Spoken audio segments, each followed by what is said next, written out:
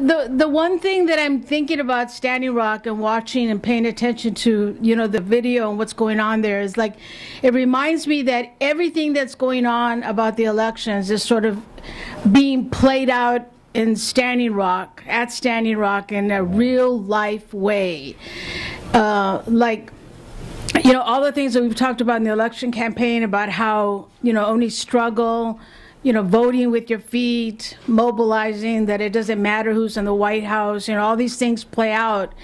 And more important, more than anything, is the role of the state, right?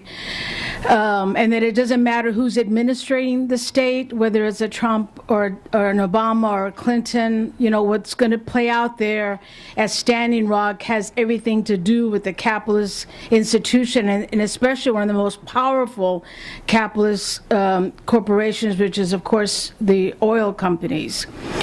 And also what's also so important about Standing Rock is that what we always say, that what brings real change, it's who's in struggle. And so if you walk away with nothing else from my report tonight, it's got to be that Standing Rock is at a critical point, and that the party has to do everything we can in the coming period to defend the indigenous struggle that's riveting at Standing Rock right now. So I want to also make sure that in the next few days, one of the most important things that we're going to do about Standing Rock is providing, of course, the conference will, of course, provide a lot of analysis on the elections. Whoever wins, you can imagine that if Trump somehow does manage to, maneuver and something happens with the ruling class, all indications are that the ruling class is more than happy with Clinton, who can certainly administer the capitalist state much more efficiently for them than Trump. But you have some rogue people who are doing what they're doing right now, such as the FBI thing. I think Larry's going to talk about that, so you never know. So nonetheless, our Workers' Will Party conference, it's just less than 8 days or so, is not only going to address the election campaign, but you can be sure that the issue of Standing Rock is going to play front and center. And in fact, unfortunately, Matowi cannot come to the conference this year. So, if you want to see Matowi, very important for all of us who can to go to the day of mourning this year. It's going to be a really exciting day of mourning. But Comrade Stephanie Hedgecock, who works evenings, has agreed to speak on Standing Rock at the party conference. So I'm really excited about that. And in addition to Comrade Stephanie, we'll also bring up the issue of Standing Rock Friday night, and we've invited some of the indigenous youth, Latino youth also, that are very active on Standing Rock to speak on Friday night. And we're also very excited to announce that some of the comrades and friends in the movement in North Carolina are in the next day or two driving to Standing Rock. And from Standing Rock, some of our comrades and friends will come straight to the party conference. So we'll be able to get some eyewitness accounts from the comrades and friends who go from Charlotte to Standing Rock and vote. So in many ways, the issue of Standing Rock will take front and center at the party conference. Okay, so just a little recap about what has been happening for several weeks now. As we all know, in April, the indigenous nations from North Dakota decided to take action after the Army Corps of Engineers gave the permit to the corporations to begin the building of the Dakota Access Pipeline.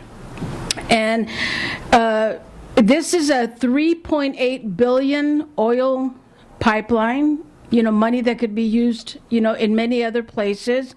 And it's being built by the Dakota Access Pipeline, and it's financed primarily by Energy Transfer Partners, ETP, which, by the way, is headquartered in Houston, Texas. And the movement there has actually had several actions in front of their office in Houston. The pipelines would cut across the Missouri River, and it's cutting across land that belongs to the Standing Rock Sioux Nation. It would carry up to 570,000 barrels of crude oil every day. So is it any wonder then that the community decided to organize and fought back and sought to block the construction on the pipeline? First and foremost, this is on indigenous land. First and foremost, it's already been reported that some of the pipeline workers have been building and discovered burial sites from the indigenous people. And, you know, Facebook has these really important memes. Thank you, Monica, who's up to memes. Thank you, young people. So there's a wonderful meme that has, you know, Christian burial sites, and then they have native sites, and they say, you know, would you run a pipeline through Christian burial sites, and why through native sites? And it's really good. So that's first and foremost why the Army Corps of Engineers should not have given the permit, and especially not given the permit without consulting with the indigenous nations. And it's also a threat to the tribe's only water source, and it doesn't just affect the indigenous people. This source of water provides water for 17 million people in that area. So 17 million people are threatened by a leak when the pipeline goes through. And environmentalists report that you can almost be sure that there will be a leak, because there's always leaks, and there's always explosions, like we just saw in Alabama recently, that we, you know, can't even begin to imagine the devastation that happens from these explosions, because the news is really, you know, makes news when it happens, and then you never hear again about what really happened to the homes. So, you know, they're trying to protect the water. They're trying to, you know, and that's why they call themselves not protesters and not just activists, but they call themselves water protectors, which is, you know, so apt. So, you know, not just indigenous people, but anybody who needs water, and that's all of us, you know, should be grateful to these actions. And I think that's one of the reasons why this activity has resonated so much with so many people. So as I said, the Army Corps of Engineers issued the permits for the pipeline without consulting the indigenous nations, and despite the fact that the Environmental Protection Agency and two other government agencies said that there was a lot of environmental and safety issues. Of course, nobody listens to the EPA. They're defunded.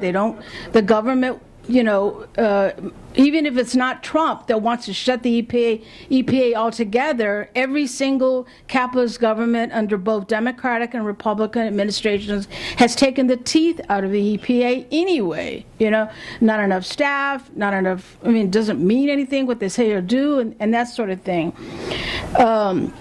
As a result of the recent developments, Obama has made a statement, because there is a lot of pressure on Obama, who is, you know, going across the country right now, speaking for Clinton and really revving up people, and very charming and very hip and very cool. And, you know, I was watching him speak in Miami today, and it reminded me so much of Chavez from the point of view of the interaction between him and the crowd, that most U.S. presidents don't do that. You know, like, you know, a lot of not flirting, but playing with the audience. And I'm like, yeah, Chavez did that too, but, you know, Chavez and Obama, of course, very different. I'm not trying to say that. I'm just saying that Obama is very different from other presidents. And so there's a lot of pressure on him, and he did make a comment. He said that he is investigating ways to reroute the pipeline to take into account the tribal concerns. Some of the indigenous people, it might be the more moderate ones, but nonetheless, you know, we need to recognize is have asked for the Justice Department to intervene, and have asked for them to, you know, stop the building of the pipeline until all this is worked out. The danger is still there, however, because despite all this, the water protectors report that there's still progress, that they're still building, and every day they get closer and closer, and they're still building the pipeline, even though there's all this struggle. So, you know, Obama may make this comment about the Army Corps of Engineers, but the Army Corps of Engineers doesn't have any power at all, so it doesn't really matter. So one of the demands that the water protectors are calling for is they want the pipeline, of course, they want it canceled altogether, but if they can't get it canceled, they at least want it rerouted. Again, this might reflect different views. It's probably not a homogeneous movement. This is just one action. So as I said, there's reports that 7.4 billion barrels of oil is believed to be under this ground. And one of the reasons why the struggle is getting so much support, not just from, you know, this has become like a mass movement, which is so exciting, you know. Not just because there's a number of progressive or revolutionary Black Lives Matter activists are coming, anti-war activists are coming, but it's a mass movement because indigenous nations from across the country are mobilizing for this and have come in support and are carrying out important actions. So, you know, it's a very interesting time for us then when, you know, we have the Black Lives Matter movement, you know, still doing what it can. We have prison strikes. We have prisoners that are going on strike. And now we have one of the most oppressed sectors in the United States and, in fact, in the world carrying out this heroic action, which is very important and very good. But news is not good. You know, in the last week, you know, I want to point to the various articles that comments have written. Deirdre wrote an article, Minnie Bruce wrote an article, and some great coverage, and you should check these articles. But in the last few days, there's been mass arrests. As we saw in some of the video and other videos that wasn't played, it's friggin' heavy, and it's not good, you know, what's going on there, despite, you know, the revolutionary upheaval that this represents. The repression is fierce and so incredibly racist. There's no other way to put it. So in the last round of mass arrests, there was about 300 cops that raided what water protectors said. They raided a TP camp, and the cops used the tips of their automatic weapons to push open the TP doors that Native leaders described as scenes from the U.S. Army raids on Native villages in the 1800s. And that's exactly what it is. And this is not making major news per se, although there has been, you know, and I'll talk about that in just a minute. And then to make it worse, I mean, to show you how fucking racist and fascist this is, and so incredibly colonial and so incredibly racist, is that some of the water protectors were marked with IDs numbers on their arms. Yeah, ID numbers on their arms, and many of them were put into dog kennels naked. This is what is going on in Standing Rock right now. And this is why it is so important for us to pay attention. You know, there's activities going on all the time. After the party conference, we'll need to figure out what more we can do. The resistance there is preparing for winter, like they're winterizing the camps. And as we all know, North Dakota is not exactly a warm place. You know, even with global warming, I'm sure it's going to be very, very cold. But what the troops did, what the National Guard did, what the police did in the last few days really shows that the state apparatus via these institutions are an occupying force against oppressed people. They're an occupying force in the black community, in the brown community, and in Standing Rock. I talked to Stephanie a little bit today, and she wanted to make sure that we show and bring to the party's attention that we've got to be really concerned about Standing Rock getting isolated, and make sure that there is support outside of the progressive movement and outside of especially the indigenous people. And I think that's happening. I'm kind of like, in checking what was happening around Standing Rock. It's not just indigenous people, but there's more that should be done. The Congress in Detroit had a demonstration, I think today, in front of a bank, Chase Bank, in solidarity with Standing Rock. And on Monday, activists in San Francisco were arrested. 12 people were arrested in San Francisco for blockading elevators at the headquarters of Citibank, which is one of the lead lenders to the pipeline. And there's been a lot of places at banks and headquarters of Wells Fargo and TDI and other banks that provide money to the pipeline. 11 activists from in New York City, you might have seen, disrupted and charged into Hillary Rodham Clinton's campaign office in Brooklyn last week. It was like amazing. They just went in with drums and they were like, and it forced Clinton to make a statement, which was nothing. It was just a weak little statement. And it wasn't just in Clinton's campaign, and just in Brooklyn. Clinton's campaign was also targeted in Virginia and other states. It's important that they're not letting Clinton off the hook on this. It's like really, and it shows you that this is the wing of the movement that has broken with the Democratic Party and has for a long time, which is, again, not to say that this is a homogeneous group, but it shows that the youth, most of the youth, are in motion and doing these kinds of things. Now, it was great to see Jesse Jackson was there. It's gotten a lot of celebrity attention, and I bring this up only because when the news is blockading you, sometimes the news, because this is the capitalist celebrity, celebrities make news. It doesn't matter if a brown person or a black person is doing anything, but if it's Susan Sarandon or Mark Ruffalo, they get the news. So thank goodness, they went there and they are getting coverage. And I was able to see Sarandon on CNN today, and she was actually very good. And she was very good because she was critical of both Clinton and Trump. She said she wasn't that crazy about Jill Stein, but that, she was going that way. But she mainly brought it back to Standing Rock, and she denounced the media for not covering the repression. So, that was important. And also, Ruffalo was on the CNN as well. So, and also MSNBC covered it. So it has been making some mainstream media, and part of it is because of that.